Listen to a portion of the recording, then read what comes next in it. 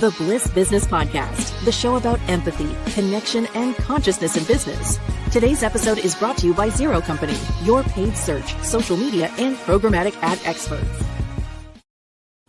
Welcome to Marketing with Purpose, a segment of the Bliss Business Podcast, where we explore what it really takes for marketing leaders to create impact that goes beyond the numbers.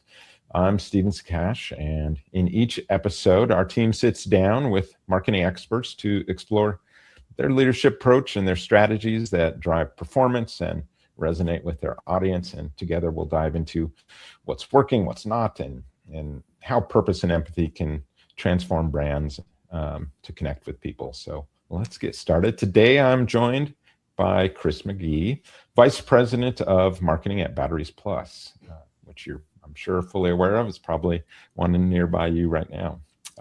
Chris is a data-driven marketing executive with more than 20 years of experience building strategic, full-funnel marketing campaigns that drive measurable business results. And her expertise spans from paid and owned media across TV, radio, paid search, paid social, programmatic, CTV, e-commerce, affiliate marketing, and email, and SMS strategy, and I think she's doing all of those now for the most part. Throughout her career, she has managed marketing budgets ranging from 25 million to more than 100 million, while leading initiatives focused on revenue growth, customer acquisition, and brand development. And she's been on the agency side and has experience also with Bank of America, and her agency work covered brands like PayPal and Disney and AT&T. And so she brings a unique ability to align analytics, creative media, and consumer insights into high-performing growth strategies. And we're going to explore aligning marketing with business growth. And I'm excited to dive into how data, collaboration, and full-funnel strategy can turn marketing into a business driver. Chris, welcome to the show. Thank you so much for having me. So before we dive in a little bit, I'd love to hear, why was aligning marketing with business growth kind of the topic that you wanted to explore with us today, and what makes it maybe so important right now? Yeah, this topic really resonated with me because I feel like it's a pain point that I've encountered throughout my career. It doesn't matter, at the agency, at a huge finance company like Bank of America, or at Batteries Plus. Throughout that career, I have seen companies over-index on lower funnel metrics, demanding immediate results that can lead to evaluating specific channels, or even, a channel like e-commerce, not even a marketing channel, in a complete vacuum. When you have a marketing team that is really focused on just a click, a conversion rate, all of those immediate actions, and they don't really take the time to understand, the larger business realities like macroeconomics, or even your own inventory levels, pricing changes that you've made versus your competition, or even, a dip in customer reviews. You don't really understand the full picture, and you can't make the right decisions based on, that very small data point that you have, like a conversion rate or even return on ad spend. As to why it's so critical right now, I feel like just with the environment that we're in, that margin of error is disappearing. Media is more expensive. It is more complicated. It's no longer, you can put $1 in and get $10 out. That doesn't really exist anymore. So we have to be smarter about how we plan, execute, optimize our marketing. If we're saying, let's just dump all the money into bottom of the funnel, like let's dump it all into Google search or shopping. But you're not paying attention to some of those other levers like inventory or pricing, you're going to end up running something that doesn't work. It's going to be inefficient. And you're also ultimately, you could be providing a subpar experience. If you're marketing something that you have very limited inventory in because you're not talking to the right merchandisers, then you could pay to drive a poor experience. And that can, of course, have long lasting impacts on your business. You fool me once, you don't want to come back and purchase from me again. So you really have to ensure that marketing is completely connected from operations and merchandising in order to be successful. I know we talk about that a lot. People, I think, sometimes think that, marketing is just doing their job, but really there's this massive connection.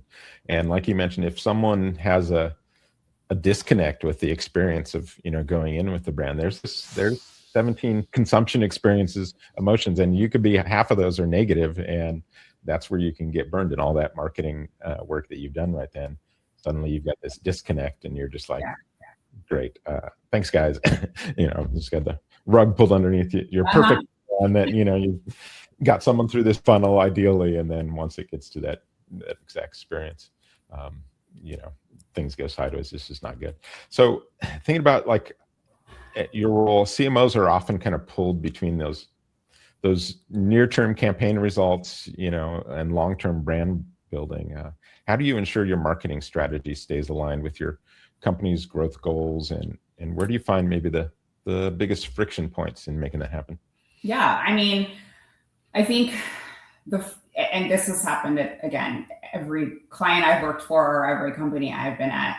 I think like the very first thing you have to do is disprove or reject the idea that your brand building, which is so important for that long-term performance, and then your demand gen short-term marketing is at war with each other. Like it has to work together. We are, and since I've come to Battery Swiss, I've really been pushing this message that long-term brand building that's what makes those near-term demand gen marketing campaigns efficient. If no one knows who you are, your cost per click in something like Google Shopping, for example, is always going to be higher. You're going to lose out to a well-known competitor, or maybe you're going to lose out because you don't have the brand recognition or awareness to convince a consumer that you're bringing more to the table than just price, for example, which is something that we really stand for. Like we are all about the experts that our associates are and the expertise that they provide. You're not just walking into, for example, a big box and buying a battery off the shelf and walking out to your car and installing it yourself. So without the brand awareness, you're limping along on the fact that a consumer just sees a small information about what you're selling. And a lot of times price is involved there, and we don't want to be reliant on price. So we really need to stay aligned with business goals. So we treat our marketing budget more like an investment portfolio. We of course have short-term investments, those lower funnel, highly measurable, last click, attribution campaigns. But we also want to make sure that we are always protecting the portion of the budget that is funding those more strategic upper funnel campaigns, which is all about building awareness of who we are, what we do, what we bring to the table, that expertise. And we want to align those two by showing and proving that they work together, that the brand media drives the lower acquisition media. Because really, you're not going to be successful if you can't convince. I mean, we have to convince leadership, executives, and we also have to convince our franchise owners that those two things are important. And you asked about friction too, right? Yeah. Like the biggest friction points. Yeah. So I think that happens when, we of course have revenue goals. Every company has revenue goals. And when we have that intense pressure to meet, it's the end of the month, we've got to meet this revenue goal. The reaction is just like, let's dump money into one of those demand gen campaigns. We get that instant gratification. We see revenue spike, but what we want to do is really react to demand. So we of course look at return on ad spend. That is very important when it makes sense, when it is a demand gen program. But we don't ever want to get into the point where we're trying to force spend and dumping money into a tactic to meet a month-end goal when the demand doesn't exist, because then you're just burning money. I've seen so many clients like doing that too, and sometimes you have to tell them, no, stop, please. Yes, this is not sustainable. It's just not kind of. And it's not sustainable. And you often, I think what happens is you're like, we put all this money and look at our spike in revenue, and you're like, yes, but you spent just as much money to drive that revenue. If you would have just kept the ROAS, to goal, you could have spent the same amount and basically driven the same revenue. So it's a battle. I know. So you gotta, what's your true KPI here? Well, that's what we were trying to focus on this. Exactly. You know, one of the things that we do a lot is we try and figure out kind of the higher purpose of a business a little bit, so that we can use those as kind of guide rails, even on, some of those bottom funnel ads and things like that, is trying to get some sort of theme in there to try and blend those two elements together. I think kind of to the point you're saying of trying to think about the brand, but also thinking about, the bottom funnel stuff as well. Thinking about like purpose, when you have like a brand crisis or market downturn, how do you maintain kind of a sense of purpose and empathy while making like those quick strategic decisions? Yeah. So for us, we're a franchise business, so our core purpose is really supporting small business owners. Of course, we're trying to sell batteries, we're trying to fix phones, we're trying to do all those things, but the ultimate goal is to support the small business owners, because it's their, they're putting their money in, it's their livelihood essentially. So when something like a market downturn hits, it's not just, the empathy isn't just for the consumer, because of course that exists. It's more for the franchisees. So we look at, or we want to understand the pressure they're under. That could be, we talk a lot about margin. So what kind of margin are they making? We know they have expenses. We know, like in certain states, employees and hiring someone costs a lot more than in other states. So we're like constantly thinking about those pressure points to try to understand where their heads are at and how they need to be supported. So again, margin is so important, because yes, you can sell, if you're just focused on revenue and you start seeing the margin degrade, like that is going to impact that local owner. So we're constantly thinking about those small business owners, and we know how important it is to move with speed when something like a downturn happens. It's funny, my boss, he always says we're a pirate ship, which I think is that we are a pirate ship. Turn sharper, faster. We try to move as quickly as possible to respond, because we know how important it is for our owners. So it's all about like, are we going to be able to drive revenue, high margin business, in whatever market situation we're in. Yeah, I think that's like being nimble. Well, we're in the financial space a lot with, investments and things like that. And one of our biggest advantages, I know, against our competitors is how nimble we are, because markets are constantly in flux. But it's so key, because sometimes for us, like our Christmas could be tomorrow for this one investment, right? Suddenly you've got demand, and suddenly it's this high conversion rate window that lasts 4 or 5 days, and this is where you're going to get your most sales from, and that can happen at any time. So we've kind of built our teams around that kind of being nimble. So to the whatever extent, whatever business you're in, there's always that. I think that ability to, the more nimble you can be and be that pirate ship, versus the aircraft carrier or something. Whatever is big and slow moving, you don't want to do that.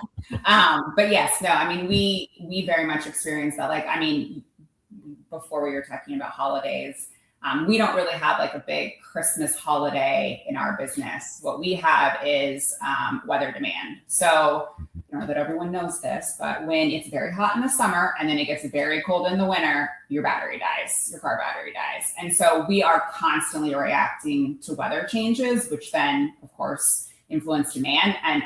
So like to your point, it's not, we can just plan for the holiday. We have to be nimble enough that we can react anytime we start to see that demand increase, often due to things like weather.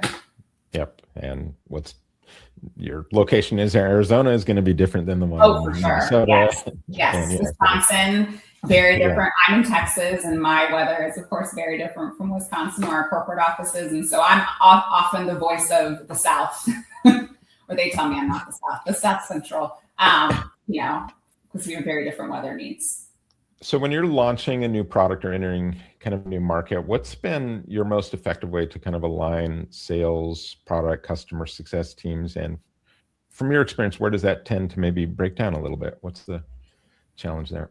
So yeah, we are, again, franchise business, we are often opening new stores, moving into new markets. And we've built a playbook around that support. So we need to make sure that, we are lockstep with that owner as they're going through the opening a new store process. We meet with them multiple times throughout that process. One, just to familiarize them with who we are, what we bring to the table, how we support them, and then how they can kind of help us help them as they're opening a new store or entering a new market. And then we are also, of course, very integrated with, the new store team as they're partnering with the franchisee to get that store open. So we really want to overly coordinate across those teams. And then from a marketing perspective, we're looking at, how do we support them in localized paid media? How do we enhance their Google presence, their local presence to ensure that it's as robust as possible? And we want to make sure that that is all choreographed. And so when that store is ready to open, that new market's ready to open, we have already built up kind of some of that anticipation, and they're not coming into a market where, no one knows who Batteries Plus is or what they do. And we're really supporting them like from day one with that grand opening.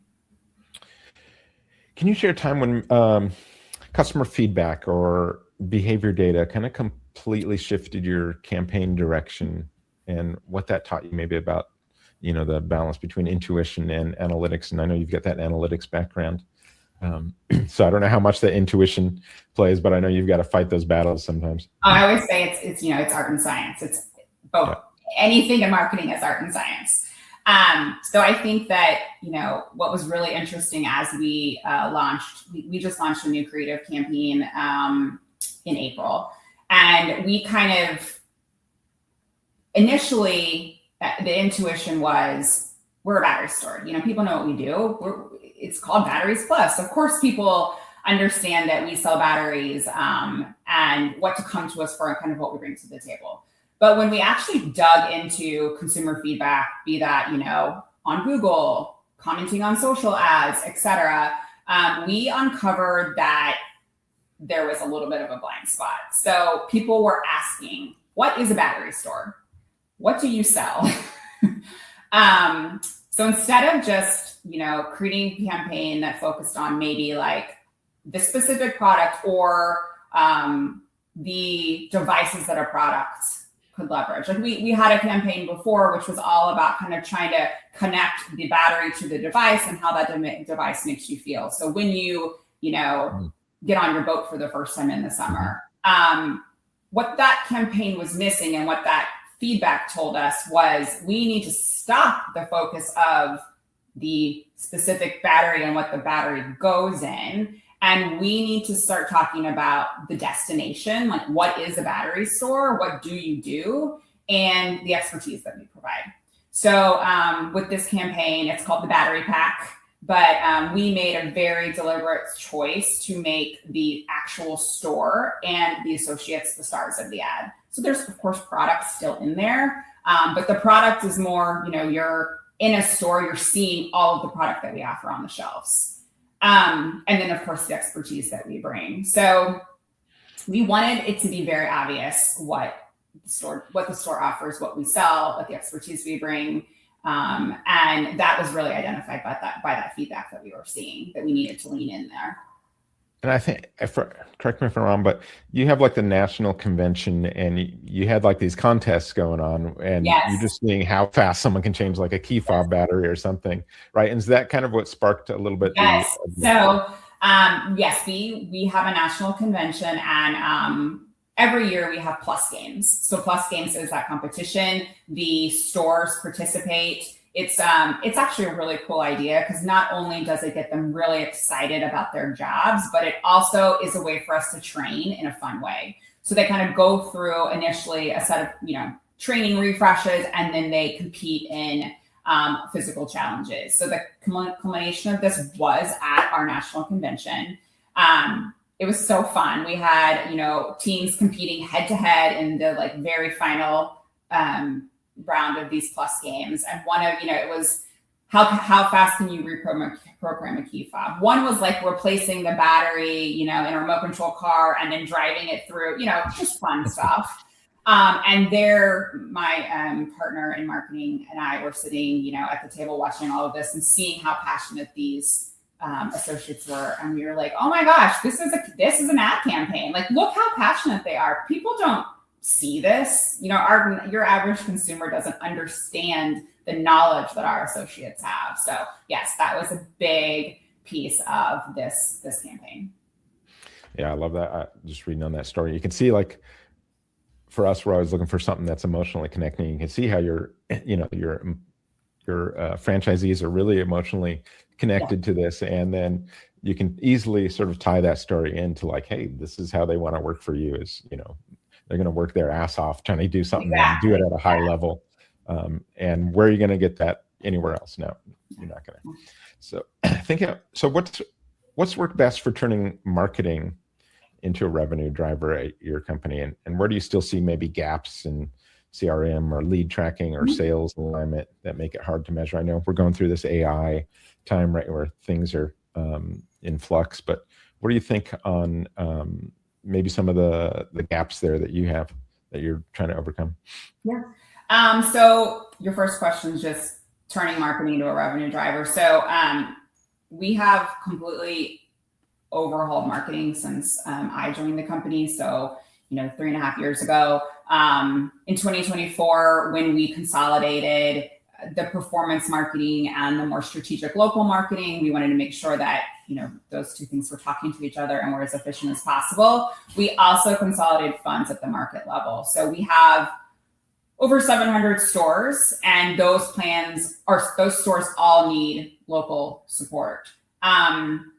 But what we realized was when we were planning every store level campaign, we were losing out on efficiency. So by going from, for example, in, the Dallas DMA, instead of planning 12 disparate plans, if we could consolidate into a market and support the entire Dallas market, we could unlock substantially more value. So we unlocked, up to 40% more impressions. That definitely varied by market.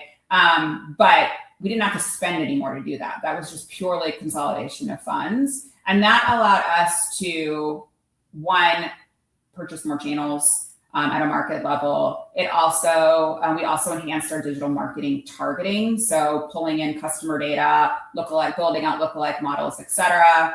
And we really wanted to focus on optimized frequency, because what was happening prior was, with all those disparate campaigns, those budgets were being cut up so small, and they were really just focusing on, one channel for this store, one channel for this store. And we knew that in a lot of cases, there was incredibly high frequency against the same audience, but that reach was tiny. So we were like, we got to optimize this frequency. We have to optimize this reach. And we did that by that consolidation. And then once we did that, we had that base. We then started validating, what we were doing. So we started leveraging marketing mix modeling and attitudinal data to prove the value of the channels that we were in.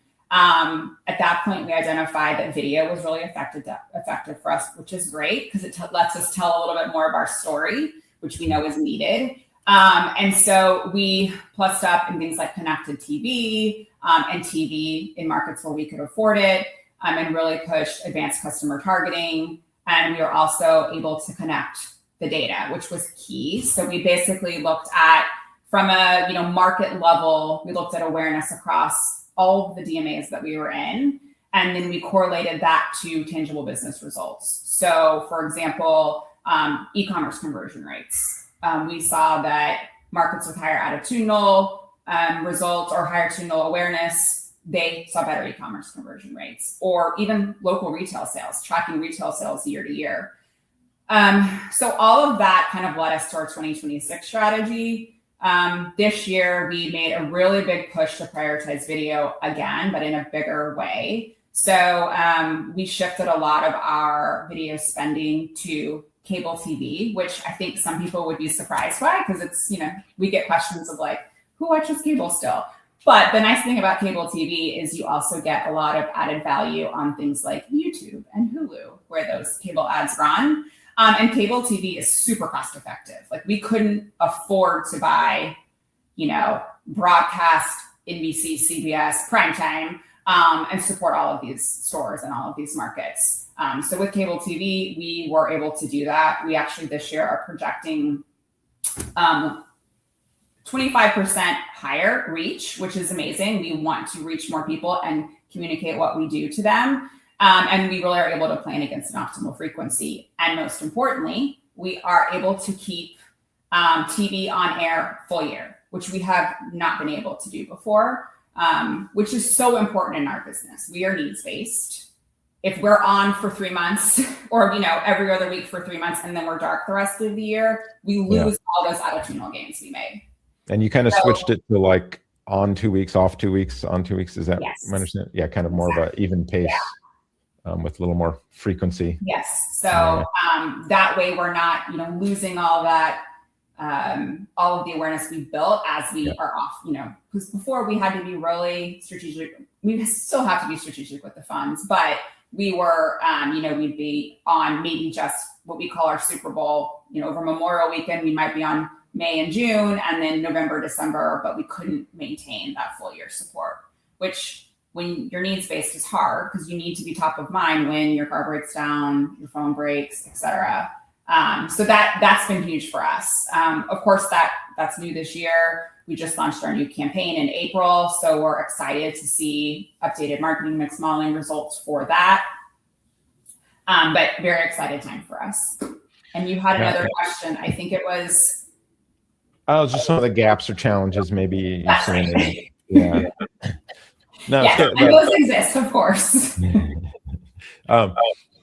But thinking about like the cable TV, just for our audience, sometimes, don't be afraid to zig when everyone's zagging or some, Yeah, exactly. Yeah. It still had, we are seeing, for our audience at least, which of course everyone has a different audience, but for us, we see that cable still has very efficient reach for our audience, and it allows us to support the stores in a way that we hadn't before. So it made sense for us to make that pivot. Yeah. So thinking about like your team, what's your approach to developing kind of the marketing talent? So they, obviously you want them to hit performance goals, but you also want them to stay engaged and inspired. Where do you see kind of leaders kind of struggling to retain that top talent? I know for us, like we really try to get down to like the purpose, the higher purpose of what we're doing, right? And maybe you guys do some of that too, but yeah, where do you see kind of the ability to keep people engaged and inspired? I think that the fact that we are a franchise business and we basically work for others and not like a big board or a big, like a big corporate entity that doesn't really mean anything to anyone. I think we are at an advantage there because we're not just, it's not just about like drive this revenue, make this goal. It's you're supporting real people that we talk to all the time, not just at, our national convention, but on the phone, they come to us with their concerns or their thoughts or their recommendations. Do you have like a good story of like where you're, like a personal story of where your work had kind of that meaningful impact on the customer or employee when you're talking on the phone? Yeah. Well, it's funny. We have, he's been in the system him and his brother have been in the system for over 20 years. I think their dad initially started their franchise business. He is very passionate about sealed lead acid, which is a category that we sell, which is a varied category. It can go in many, many, many different devices. So it's very complicated, but he is an extreme expert. And he often comes to me and other people on my team with, his thoughts on how we are positioning it on the website, how we show up in shopping, why we aren't showing up maybe in a very specific search query that's like a replacement advice. And his feedback has really transformed how we have tackled that category. He's actually now on the corporate side. So now we talk to him, now we're talking to him all the time, but his feedback has really I mean, we've totally overhauled that category, how we buy keywords, the copy we use, to the website and the attributes that we talk about. And we've seen a lot of success with it. So he's been a great resource. Yeah, I love that when you can get that passion to kind of bubble up. And I mean, that's what you're marketing. That's what inspires us anyway, is you're finding someone who's really, inspired by whatever they're doing and being able to kind of tell that story. And that's just one. I mean, we have so many, like we have an owner that him and his wife are so passionate about the social space, and they are constantly producing, new videos, and we post them to our corporate channel, on occasion. Of course, they're going on his pages too, but they are just like so involved and so great. And so, we have countless stories like that, but it does help with that ability to keep talent, because it's not faceless, it's not nameless. I mean, these are real people that we're supporting. Yeah, I love that. Chris, I know we're probably over time, and our team's probably going to get mad at us, but we could probably geek out on talking about some of this stuff for quite a while. Thank you for joining us on our Marketing with Purpose series show. It's been a pleasure. Thank you so much for having me. This has been great. Yeah, and thank you to our audience. I hope today's conversation sparks some new ideas on how you can align your strategy and your execution and purpose. And so if you found value in this, please like, subscribe, and share to keep the conversation going. And remember, great marketing doesn't just sell, it can serve. So we'll see you next time on the Bliss Business Podcast.